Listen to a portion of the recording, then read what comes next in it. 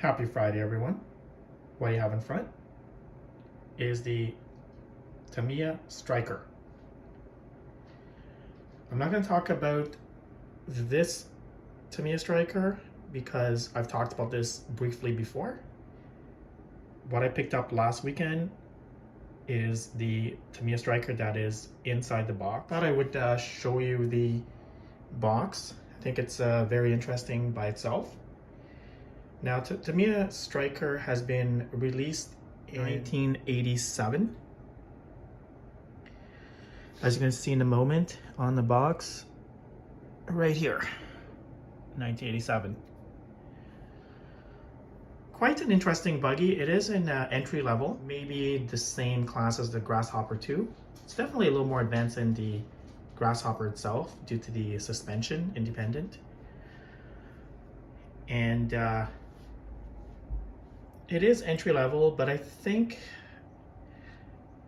this would be a little bit more expensive than a Grasshopper back in the day, and a little bit an oddball. I mean, there are a lot of these still around, so they're not as rare as one would think. However, Tamiya has never reissued this buggy or similar buggy. Shares a lot of similarity with the Sonic Fighter, which is also a two-wheel drive buggy. However, I'm not going to talk about the Sonic Fighter, except it is the upgraded version of the Tamiya Striker. So a little more about on the box. This is a kit from Japan. Well, most original kits back in the days are from Japan. Here's the artwork. This is quite interesting. Show you the suspension geometry during normal running, landing, or cornering. So this is a Canadian kit. A lot of the, that's the major, or the only distributor for Canada back in the days. I mean, I know I looked up the address. They have moved. They're no longer on at 344 Pharmacy Avenue, Scarborough. They moved to a different building. Here's the artwork. Box is a little bit damaged, but still pretty rare, and it's always nice to have. And it's kit number 5861. This is how I got it. It also, in this box here, I know it's not the Tamiya Striker. However, I don't have this buggy. I think it's the Cosmo, I believe. I could be wrong. Anyways, pretty interesting battery pack. This was one of the option for Tamiya buggies back in the days. It's a 6-cell. The 6-cell sits on the top. It's a hard case. NiCad 1200 milliamp hours. Pretty interesting battery. So here's the Striker. Pretty good shape, except the chassis has cracked in a couple of spots towards the back, but it's still usable. The weak point, usually the Striker, is the front end, the shock tower, and this narrow part here. This one here, however, does seem to be in good shape. This buggy is original, and it has been used extensively, mainly on the dirt, possibly soft dirt, because the tires are still fairly good shape, except it's a little bit dirty. I could tell this thing has been ran a lot because lots of stone chip, lots of scrapes from the dirt itself. Also a lot of stone chips here. Here's the crack. This comes with, this has upgraded ball bearings, which is good. I believe the Gearbox, I would assume it has ball bearing upgrade. Original Mabuchi 540 motor. Everything looks pretty much original. So I did pick up this from the original owner. He had it since he was a kid. I believe he bought it in 1988. And I'm glad that he still has it and still comes with the box. So I'm gonna take the body off with these 3 body clips. There you go. And the body is hard plastic. Hasn't been painted, it's just the default plastic. Now these are known to, over the years, the plastic does get a little bit yellowy or faded. And what I'm planning to do, actually not for this one here, but the other striker I have, I'm gonna paint it. So remove the decals and get the repro decals and prime it and paint it white to run it. The reason I'm not gonna do this one here because of the broken chassis. It's no point of trying to restore this. I would need to source a new chassis.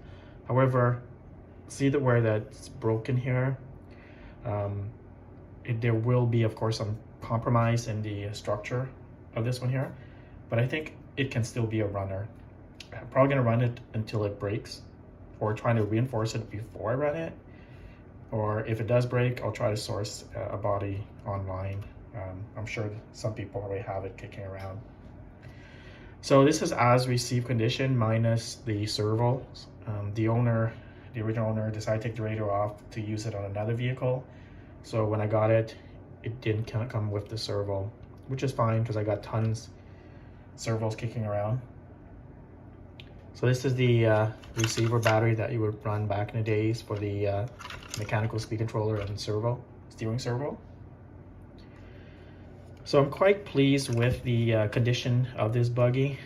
Like I said, it's been ran a lot. It's a lot of scratch, but there's no cracks in the arm here. Shock tower is still intact. The front end of the chassis is still good. The drive shaft still in good shape. Motor, I'm pretty sure it still works. Haven't tested, but they're usually pretty solid. Everything is there, and this is where the battery would go. The tires are in very good shape. I don't notice any cracks or anything. It doesn't look like it's glued. However, the Grasshopper 2 tires are very similar to this, as well as the front and back, so if you ever need to change them. But these seems to be still in good shape, so they're fine the way they are. Missing a screw here for the wing here, a couple of screws, but that's minor. The gearbox seems to flow pretty smoothly. However, I think I'm going to take it apart and re-grease it, and inspect it and re-grease it before I actually run the buggy. Something I don't mind doing, and it's pretty fun restoring an old buggy. Like I said, I'm not going to restore this to like a shelf clean. I'm going to restore it to condition that I'll be able to run it. I'm going to run it with the mechanical speed controller. Most likely running with a nickel metal hydride or even lithium polymer battery. But I will install a 2.4 gigahertz radio system. The AM radio, not a fan of it these days. We'll probably get a lot of interference. So I'm gonna park it next to, actually put this thing back here. Park it next to the striker. Get my other one I have right here. Let's take this back. So, as I mentioned, I'm gonna restore this one here because the chassis it's intact. I'll strip the decals off, prime it, paint it white, to make it box art. Because this is the one that doesn't seem to have a lot of use when you compare underneath. I mean, there are some scratches, but not as much as this guy here. So this one here makes a better candidate for restoring it to not quite new condition, but once it's painted, a lot of these faded and scratches here is probably going to come off. So it's going to look new. Bumper wise, I might paint this bumper black as well. I'm not 100% sure, depending on how it turns out. And of course, these decals has got to go. And yeah, so I just wanted to give an update and share with everyone my my finding here. Like I say, Like I said, they're quite rare because Tamiya hasn't reissued them, and I don't think it's one of the, of course, oh, and this was issued a few years later than the Grasshopper, like I said, 1987. So there's likely less of these around the world compared to the Grasshopper, and they weren't as popular, which makes this somewhat rare. But anyways, that's all I want to say for today, and I'll probably have a running video of this sometime very soon. Thanks for watching.